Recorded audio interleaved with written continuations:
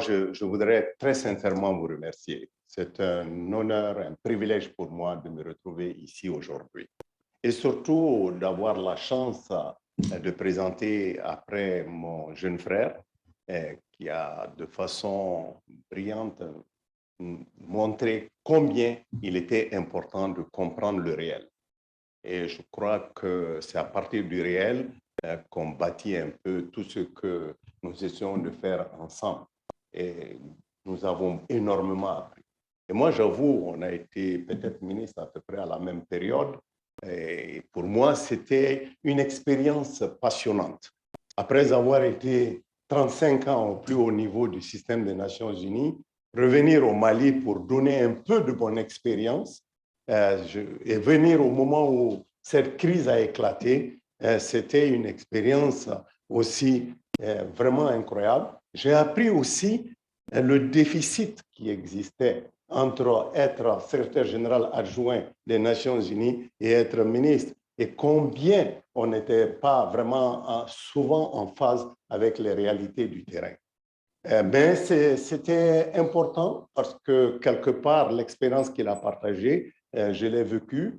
Et je me rappelle encore, on va en parler, que cette diplomatie de la santé, je l'ai utilisée tout de suite au départ.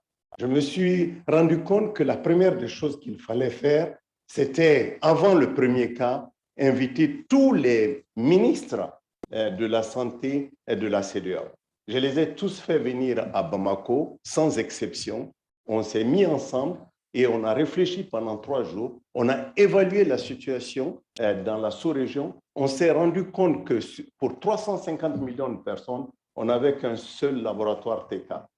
Donc, on était dans une situation critique. Combien de lits de réanimation on avait dans toute la sous-région? Combien de professeurs on avait qui étaient capables de nous accompagner? Combien de soignants?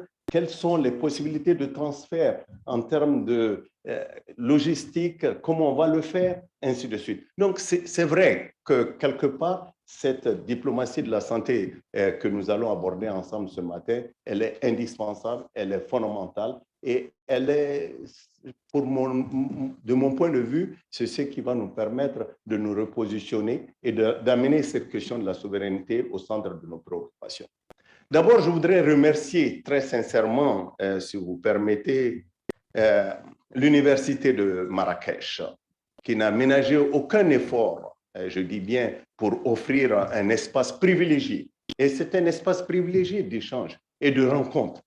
J'ai vraiment expérimenté ces 2 jours une capacité de transfert de compétences qui était unique. Donc, je tiens à vous remercier. Je tiens à remercier, bien sûr, Madame Raja, notre amie, qui a d'ailleurs fait en sorte que je coupe la plupart, comme disait mon jeune frère, la plupart des éléments que je voulais partager avec vous.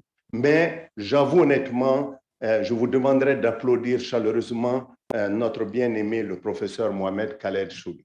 Vraiment, je tiens à le dire très sincèrement, je tiens à le dire parce que tu as été pour nous vraiment quelqu'un qui nous a poussé, qui nous a amené à croire que ce forum était utile. Et aujourd'hui, on en a la preuve que ce forum était utile et qu'il faudrait continuer et qu'il faudrait tirer les leçons de tout ce que nous avons pu apprendre ensemble. Le sujet que vous me demandez est un sujet très important. C'est un sujet d'actualité, c'est un sujet qui nous interpelle tous. Donc, pour moi, il est difficile d'en parler, comme je disais, surtout lorsque vous venez après que l'essentiel ait été dit. Donc, je vous demanderai d'être indulgent. Mais acceptons que nous sommes dans une situation très particulière.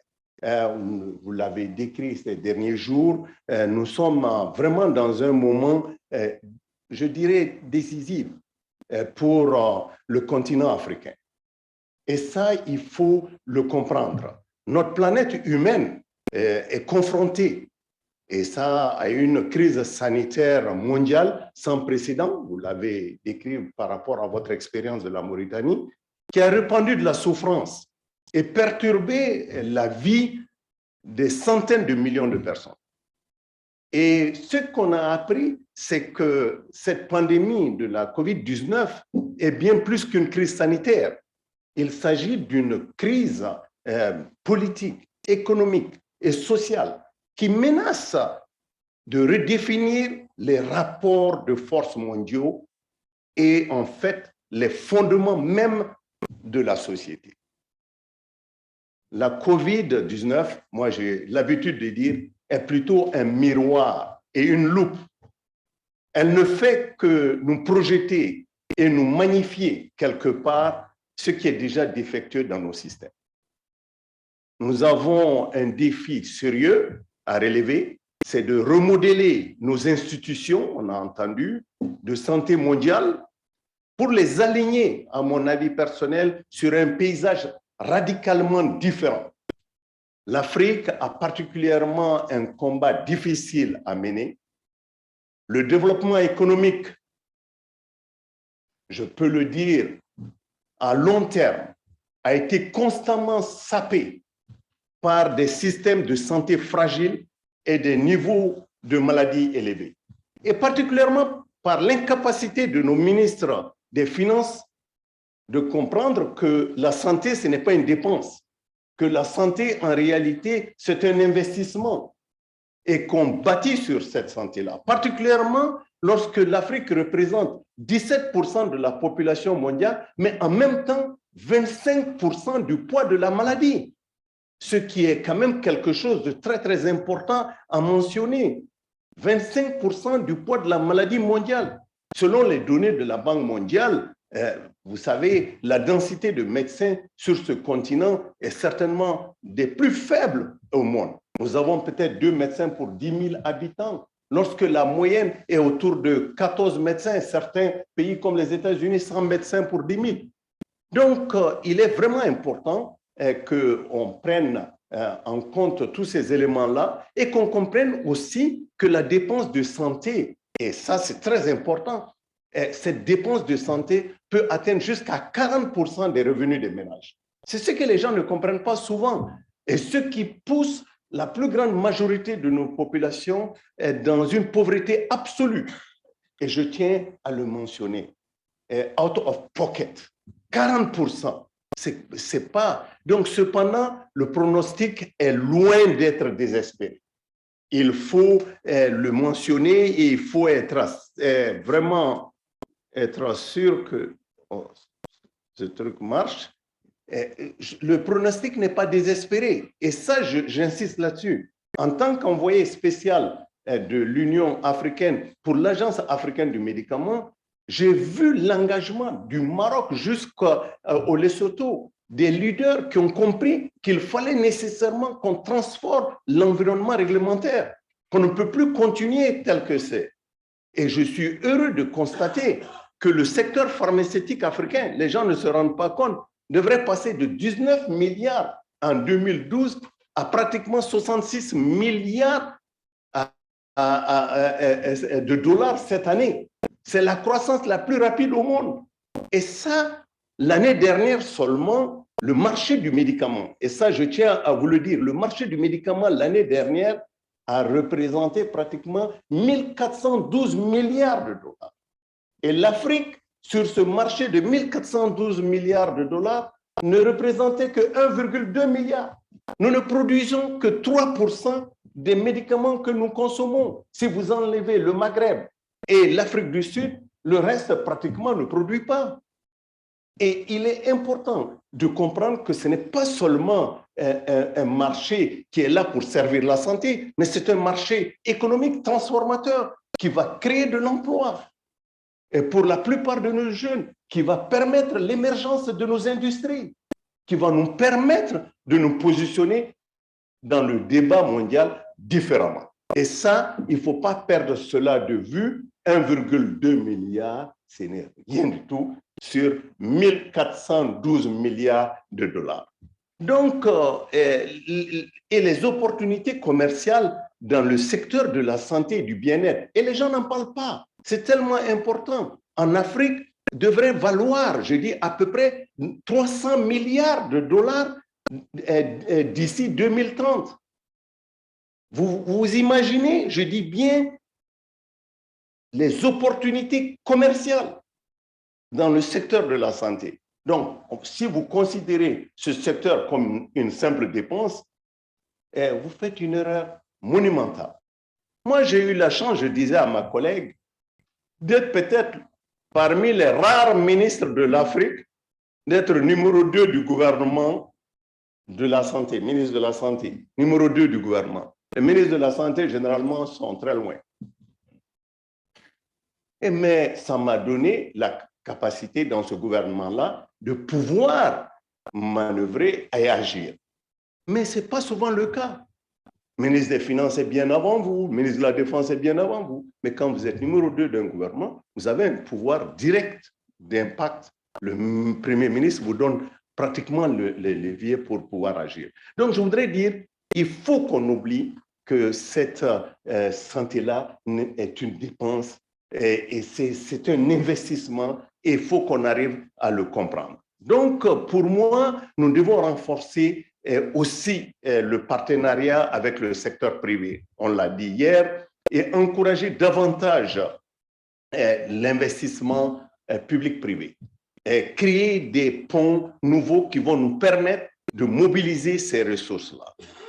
Permettez-moi aussi de vous rappeler quelque chose, puisqu'on a parlé d'innovation, de technologie, de transfert, ce qui était très important. Sur le total des investissements consacrés aux technologies et aux innovations de la santé en 2021, moins de 0,2% sont allés à l'Afrique. Je dis, on a passé tout le temps en train de parler, et c'était bien parce que vous l'avez mentionné le lundi ou le mardi, en disant que c'était inacceptable. Même lorsqu'on a des idées, on ne sait pas où trouver les ressources pour pouvoir les amener à l'échelle. Je vous dis, 0,2% de l'ensemble des financements qui ont été mobilisés qui ont été consacrés, je dis bien, aux technologies et aux innovations de la santé en 2021. Cela n'est pas acceptable et cela ne changera pas.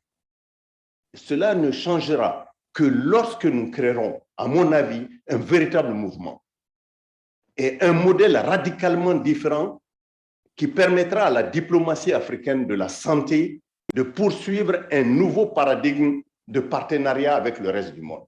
On était en train d'en parler tout de suite. Il y a tout un travail à l'heure actuelle. Oh, bien sûr, nous, on ne peut plus être...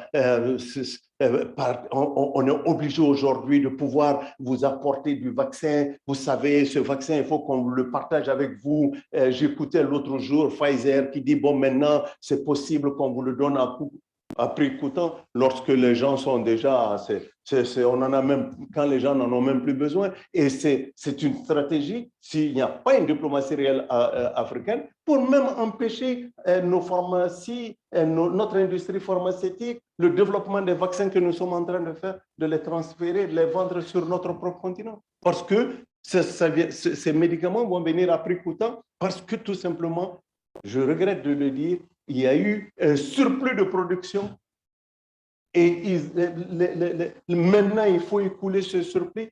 Plus de 40 milliards de retours sur investissement pour la compagnie Pfizer, plus de 38 milliards pour Moderna. Donc, vous vous retrouvez devant une situation où il faut nécessairement cette diplomatie africaine de la santé. Et ça, je vous assure, et cela ne peut se faire que si on arrive à venir ensemble. Et prenons vraiment les vaccins comme exemple.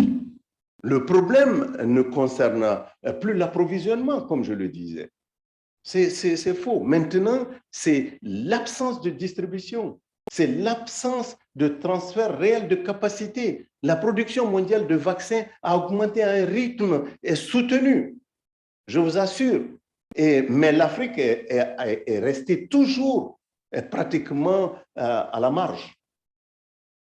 On n'a pas pu, lorsque les autres atteignaient 75% de couverture, nous, on se battait pour avoir 6-7% de couverture vaccinale. Quand les autres cherchaient à vacciner leurs enfants, nous, on n'arrivait pas déjà à toucher nos populations cibles avec les vaccins. N'oublions pas que nous produisons que moins de 1% des vaccins que nous consommons sur ce continent. Moins de 1%. Alors que l'Afrique, en fait, consomme 25% des vaccins mondiaux. Il faut qu'on arrive à mettre ces chiffres en perspective et comprendre réellement que nous avons vraiment, que nous sommes confrontés vraiment à des situations qui ne sont pas faciles. Et aussi avec la COVID, vraiment, on a été confronté à de graves goulots d'étranglement. Et tu as mentionné certains, je reviens là-dessus, le manque de visibilité sur l'approvisionnement.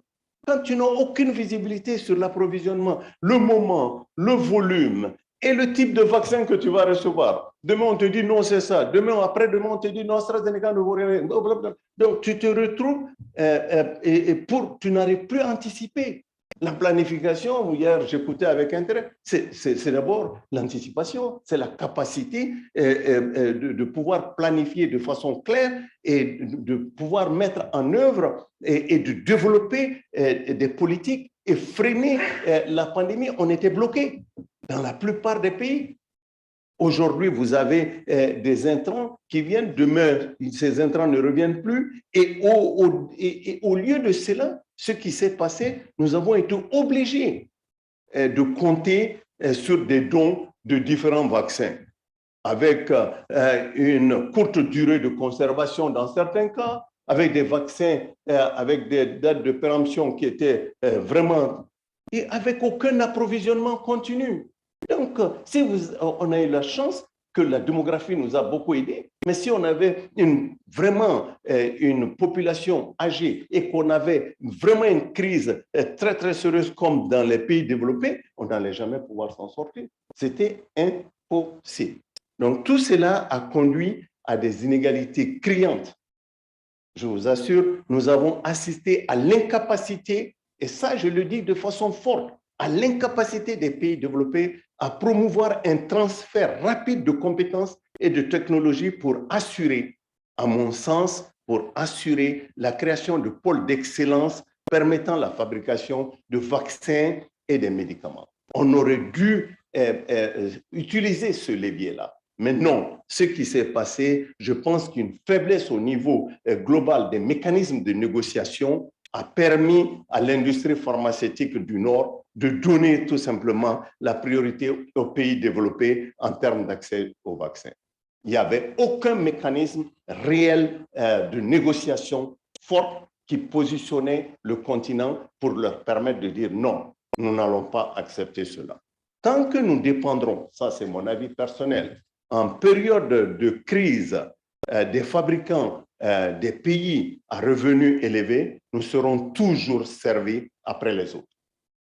Et je le dis et je l'ai répété l'autre jour, nous avons déjà vu ce film. Moi, je peux vous le dire, permettez-moi de revenir sur mon expérience en tant que chef de l'ONU-SIDA. La COVID présente des similitudes notables avec la crise à laquelle nous avons été confrontés il y a de cela 20 ans avec le VIH.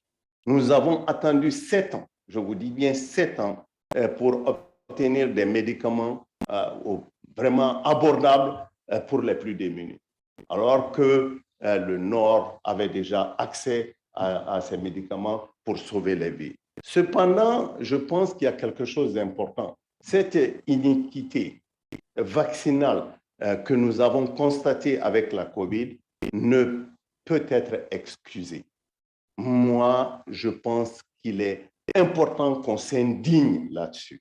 Elle soulève des questions morales, éthiques et philosophiques plus larges concernant l'accès équitable aux soins, à la vaccination et certainement à la protection à l'échelle mondiale. Ce n'est pas seulement une seule question financière, c'est un problème sérieux, et je dis bien qui relève de questions morales et d'éthique et philosophiques. Et ça, les vaccins, malheureusement, et je le répète encore, sont principalement disponibles pour les pays riches, tandis que des millions de personnes vivant dans les pays en développement, on l'a expérimenté, et les pays les moins avancés meurent inutilement, laissant derrière des familles et des communautés dans la pauvreté et le chagrin.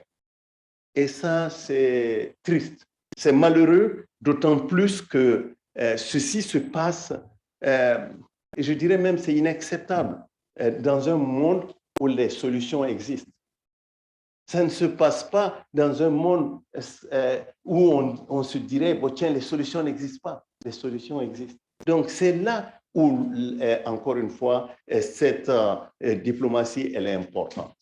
Ce n'est pas seulement des mots. Dans ce contexte, j'aimerais aborder la question de savoir comment nous assurerons la sécurité sanitaire mondiale et particulièrement la sécurité sanitaire en Afrique. Et pourquoi nous avons besoin d'un nouveau paradigme de gouvernance, tu en as parlé, et de diplomatie mondiale en matière de santé.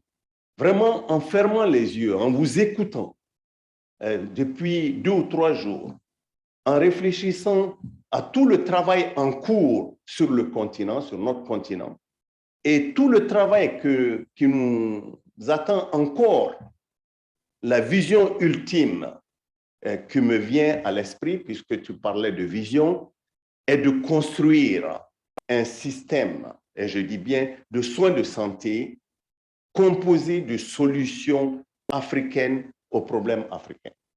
Voilà la vision. Et je répète, cette vision, il faut qu'on la porte chacun d'entre nous. C'est de construire un système de soins de santé composé, je dis bien, de solutions africaines aux problèmes africains. Pendant trop longtemps, l'Afrique a compté sur les partenaires internationaux et les donateurs, j'ai entendu, les donateurs, partenaires, pour construire une transformation pérenne. Il est temps de changer de dynamique. Réaliser des systèmes de santé véritablement équitables et efficaces pour l'Afrique nécessite des solutions véritablement africaines. Dans le cadre de la COVID, les dirigeants africains ont compris. Je vous le dis, j'étais proche, ont compris qu'il fallait faire émerger une réelle diplomatie africaine de la santé. Du roi au président Cyril Ramaphosa, en passant par le président actuel de l'Union africaine, mon frère Macky Sall. Beaucoup de choses sont déjà en cours, et ça, je tiens à le répéter. La COVID-19 a montré de nombreux exemples de l'impact puissant que nos propres institutions de santé publique peuvent avoir lorsque nous travaillons de façon coordonnée ensemble. Et quelques exemples d'innovation. Je prends l'exemple de CDC Afrique. A joué un rôle central dans la coordination des réponses et des efforts. Sans CDC, on n'aurait même pas parlé de l'Afrique au niveau mondial. CDC Afrique a poussé la discussion, a créé des partenariats publics-privés, a mobilisé des fonds mondiaux en travaillant par exemple avec Mastercard, 1 milliard de dollars mobilisés pour sécuriser l'approvisionnement de vaccins et déployer des efforts de vaccination sur l'ensemble du continent. Ça, c'est quelque chose qui est important, qu'il ne faut pas oublier. Africa Medical Supply Platform, la plateforme qui a permis justement de mobiliser et de comprendre un peu quel est le déficit en logistique, comment nous allons pouvoir travailler un peu plus ensemble pour renforcer cette capacité de pouvoir bouger peut-être de Casa en Mauritanie. Je pense que ça a amené une réflexion au niveau continental. Si je prends le Forum africain sur la réglementation des vaccins, donc l'AVAREF, et vous savez, a mis en place un processus d'examen conjoint d'urgence pour les interventions COVID-19, réduisant la durée du processus d'examen à seulement 10 à 15 jours, au lieu de 4-5 mois. Ce qui est extraordinaire dans cette période de crise. Une équipe de travail de l'Union africaine sur l'acquisition des vaccins COVID-19, l'AVAT par exemple. Les gens ne savent pas tout ce qui se passe. A très rapidement obtenu un accord historique d'achat de vaccins COVID-19 qui a permis d'obtenir jusqu'à 400 millions de doses dans les moments les plus difficiles. Voilà des exemples qui sont, à mon avis, très importants. J'ajoute, bien sûr, à cet exemple-là, la valeur de l'Agence africaine du médicament. Nous avons travaillé, nous avons créé le sens de l'urgence. Voilà une agence qui attendait depuis 5 ans. On m'a demandé, le président de l'Union africaine, M. Faki, m'a demandé de prendre le leadership. En 5 mois, nous avons pu faire en sorte, j'ai voyagé, j'ai rencontré à peu près 23 présidents et chefs de gouvernement en moins de 4 mois. Et nous avons pu, bien sûr, atteindre notre objectif de 15 pays qui ont ratifié. Et maintenant, l'agence, je peux dire le traité est rentré en vigueur. Et voilà. Et ça, c'est quelque chose qui s'est passé en pleine période Covid. Je crois que j'ai été l'homme le plus testé au monde parce qu'il fallait tester avant de partir, il fallait tester à l'arrivée, il fallait tester avant de voir monsieur le président de la République, il fallait... Donc, mais on l'a fait. On a démontré que le sens de l'urgence pouvait exister, que le leadership pouvait conduire à des transformations sur le continent. Donc, cette agence africaine du médicament, pour moi, qui est vraiment AMA, et dans le contexte, bien sûr, de la pandémie, sa valeur est inestimable, mais au-delà, parce que AMA va démontrer vraiment la nécessité d'harmoniser les systèmes de réglementation. J'écoutais tout de suite le ministre.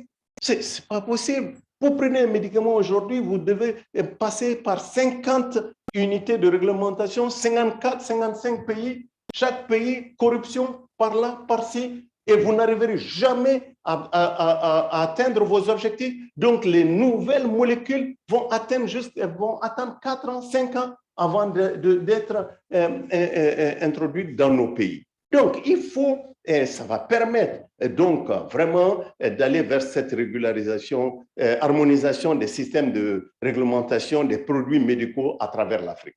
La mise sur pied, et ça, je crois que là, on travaille rapidement, l'Union africaine, surtout ce côté technique, ils ont repris ça en main, ils sont en train de travailler pour savoir quel pays va abriter. C'est une agence qui sera indépendante.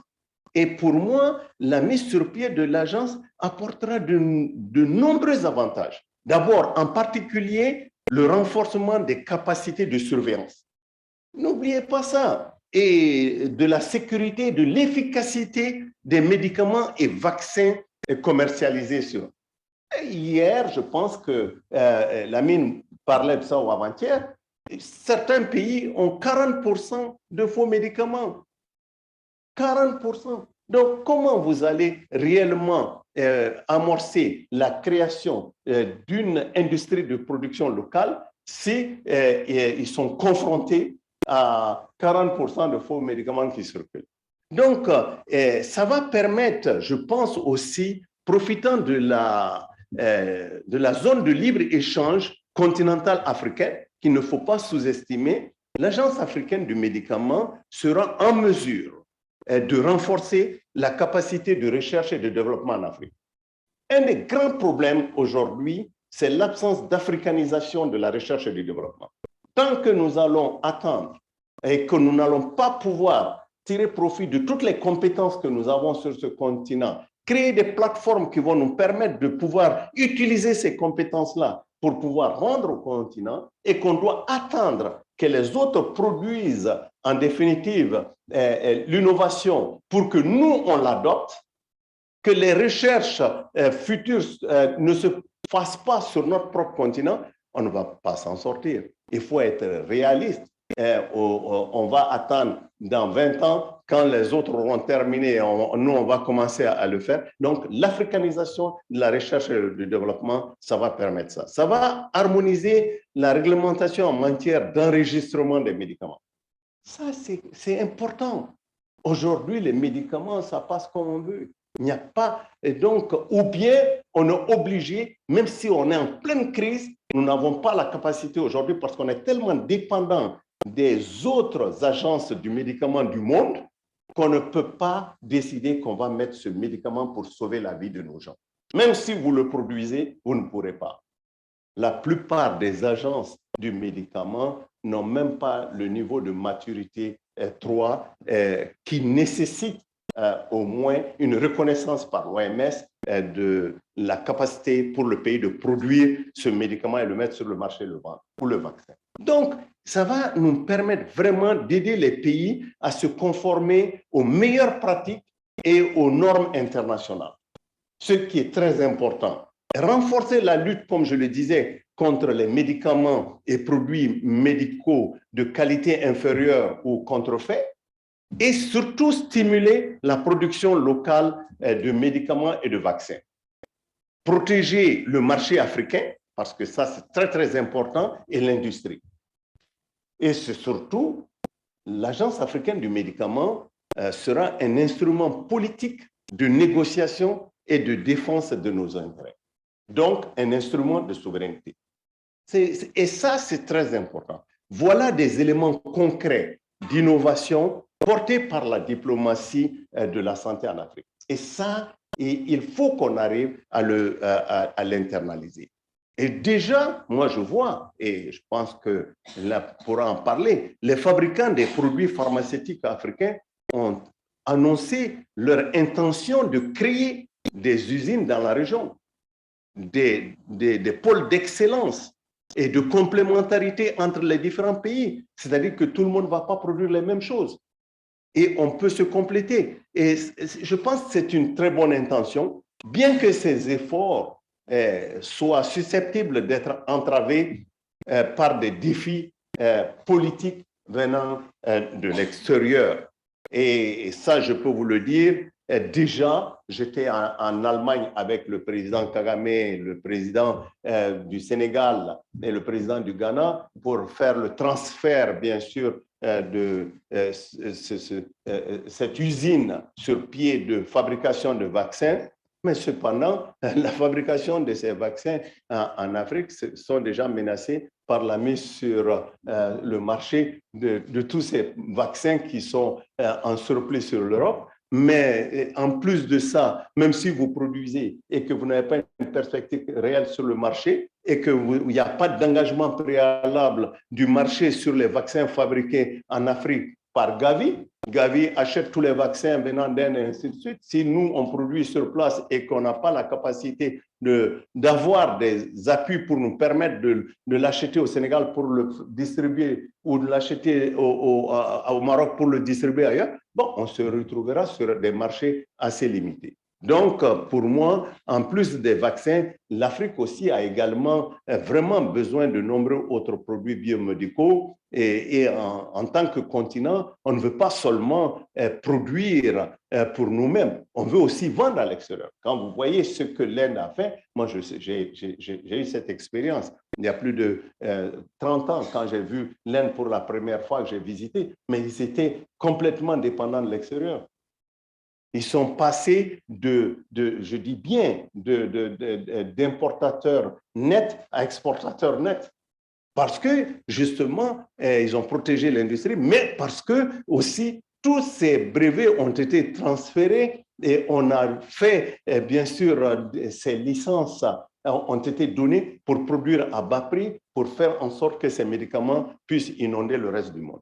Donc, avec des achats possibles. Mais tant que nous, on n'aura pas accès à ça, on aura des difficultés énormes parce qu'on n'aura pas les appuis nécessaires. Et Cyril Ramaphosa, à juste titre, je pense l'autre jour à Washington avec le président Biden, à juste titre, appelle la communauté internationale à veiller à ce que la solidarité et l'équité sous-tendent la prochaine phase de la pandémie. Les vaccins produits en Afrique doivent être achetés en Afrique pour les Africains. Déjà, ils ont mis une grosse usine qui est pratiquement en train d'arrêter de produire avec Aspen et tout ça parce que les médicaments qu'ils produisent ils ne vont pas pouvoir le distribuer sur le reste du continent. Donc, maintenant, je pense que la santé mondiale fait partie intégrante de cette géopolitique. Il faut vraiment plus se leurrer. Vraiment, nous vivons dans un monde de plus en plus interdépendants et vraiment interconnectés. Et pour vous donner un exemple concret, je pense que tu l'as mentionné, mais il a fallu seulement trois mois à la COVID pour s'étendre pratiquement sur 140 pays. Mais n'oubliez pas que la peste au XIVe siècle a pris 18 ans. 18 ans pour passer de la Chine en Italie. 18 ans. Donc, le monde aujourd'hui est vraiment interconnecté. Donc, au XXe siècle, avec l'accélération, au XXIe siècle, avec l'accélération de la mondialisation et des menaces transfrontalières pour la santé, aucun pays, je dis bien aucun pays, n'a à lui seul la capacité de répondre à une pandémie virale. Il n'y en a pas. On l'a vu avec la COVID, la France ne pouvait pas, les États-Unis ne pouvaient pas, aucun pays à lui seul. Ils n'avaient pas de respirateurs, ce n'est pas seulement chez vous, ils n'en avaient pas, ils n'avaient même pas de bavette, ils n'avaient même pas de tests pour faire les tests. Donc, on est dans une industrie, je dis bien, de la santé qui s'est complètement effondrée au détriment de la Chine. Donc, la Chine est devenue vraiment le noyau central de la production, l'industrie de la santé pour le monde. Donc, je pense qu'il y a quelque chose et l'Afrique peut rebondir réellement pour devenir une force dans ce sens-là. Et je voudrais vraiment dire que dans ce monde, bien sûr, interconnecté, nous allons continuer à avoir des nouveaux virus. Ça, il ne faut même pas, et des nouvelles maladies. Et sachant cela, il est essentiel de faire de la santé pour tous une priorité. Je vous ai entendu parler de ça hier encore. Il faut faire de la santé pour tous une priorité. L'accès à la médecine et à la protection des plus pauvres et des sans-voix définiront, à mon sens, vraiment le cours futur de notre voyage humain. Cela est indispensable de le comprendre. Nous ne pouvons pas continuer à sauter d'une épidémie à l'autre en ignorant la volonté politique nécessaire, je dis bien la volonté politique nécessaire pour investir dans les fondements de la santé pour tous. Dans notre monde en perpétuelle mutation, les questions de politique nationale ont désormais une portée et un impact au plan mondial. Les pandémies actuelles et celles à venir, les menaces de bioterrorisme, le changement climatique, on en a parlé, apparaissent clairement comme des menaces directes à la sécurité nationale et mondiale. En conclusion, il devient urgent de passer d'un système centré, et ça je le dis bien, sur la maladie et le soin à un système centré sur l'humain. Il faut qu'on fasse ce changement-là de paradigme. Et ce qui inclut la prévention individuelle et collective.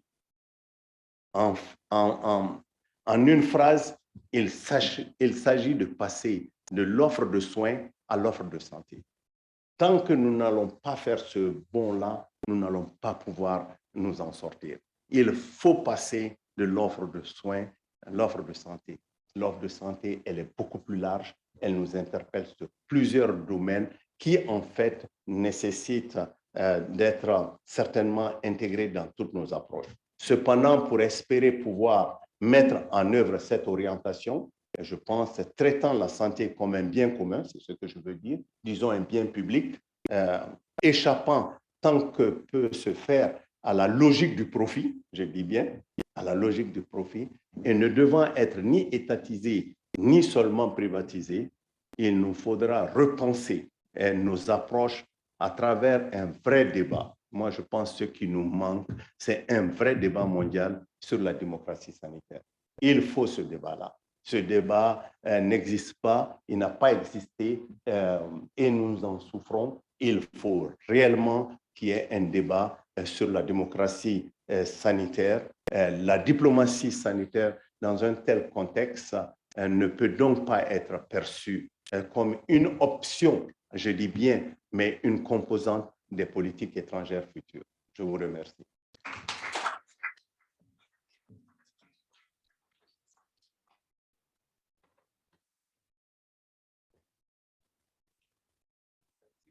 Merci beaucoup, Michel Sidibé.